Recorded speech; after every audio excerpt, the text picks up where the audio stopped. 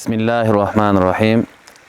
Pirimiz Abdulqodir 1078-yil milodi Eronning Geylon shahrida tug'ilib, 1166-yil Bag'dodda vafot etadilar. Payg'ambarimiz alayhissalomning qizlari Fatima onamiz, kuyovlari Hazrati Alining o'rtalarida bo'lgan Imom Hasan, Imom Husayn o'g'illarida 11-avlod bo'ladilar. Bu kishining asl ismlari Said Muhiddin Abdulqodir Geyloni.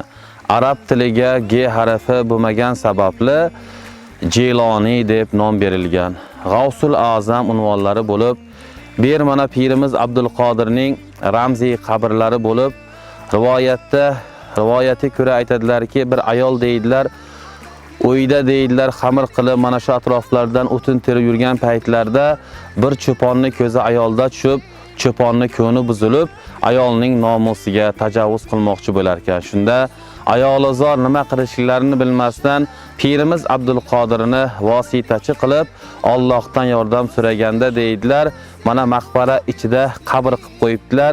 Shu yerda bir kavushlari hozir bo'lib, bu ayolizorni jonida ora kirib qolgan degan rivoyatlari bor. Bu kishining o'zi asl qabrlari Iroqda, Bag'dodda bo'lib, asl qabrlardan boshqa islom mamlakatlarining ko'p joylarida ramziy qabrlari keladi. Mana bu mehmonlarimizni ham qadamlari yetib turgan joy ham ramziy qabr, ya'ni kavush pottalari deb nomlanadi. Hamma narsani berguvchi Alloh. Bu kishini vositachi qilib ko'pincha farzand talabda kelishadi. Ko'pincha mana g'oz xalqimizda o'zi hammalari mana chorshanba kunlari, juma kunlari bera ziyoratlarda kelib, duo fotihalar qilib, birov farzand talab, birov baxt talab, birov chaqqa chiqsa shu chaqqasiga davo shifo talabda vositachi qilib Allohdan so'rab ketishadi. Hamma narsaga shifo berguvchi ham, farzand berguvchi ham Xudo, lekin shu kishini vositachi qilib kelib ziyorat qilib kelib turishadi.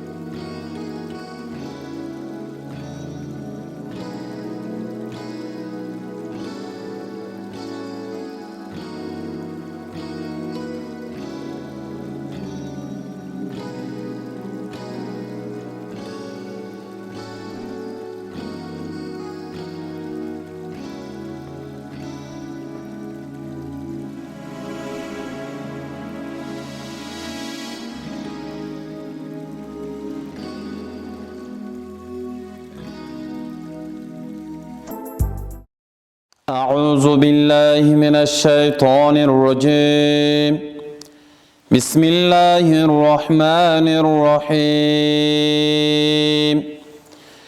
ويل للمطففين الذين إذا اكتالوا على الناس يستوفون وإذا كالوهم أو وزنوهم يخسرون ألا يظن أولئك أنهم مبعوثون ليوم عظيم يوم يقوم الناس لرب العالمين سبحان ربك رب العزة عما يصفون وسلام على المرسلين والحمد لله رب العالمين Bismillahirrahmanirrahim. Parvardigor, kalomingni dargohingda qabul etgin. Ilohim savoblarini ikki jahon salvari koinot payg'ambarimiz sallallohu alayhi va sallamning ahli baytlarini, azvojil mutahharotlar, azizlar, avliyolar sardori G'avsul Azam Said Muhiddin ruhlarida bu mehmonlarimizdan umidvor o'tganlarni ota avlodlarini, ona avlodlarning ruhlariga hidoyat etdik. Ilohim ziyoratlarini qabul etgin. Xonadonlariga xayr va baraka, dasturxonlariga to'kin sochinchilik, oilalariga xotirjamlikni bergin. Bu yilgi yilimizni Parvardigor barakotli qilgin. Ilohim yurtimizni tinch qilgin, kasalliklarni Robbim ko'targin. Diniy dunyoviy rahbarlarimizni ilohim olib borayotgan xayrli ishlariga o'zing madadkor bo'lgin. Va sallallohu ta'ala ala xayri xalqihi Muhammadin va alihi va sahbihi ajma'in bi rahmatiki.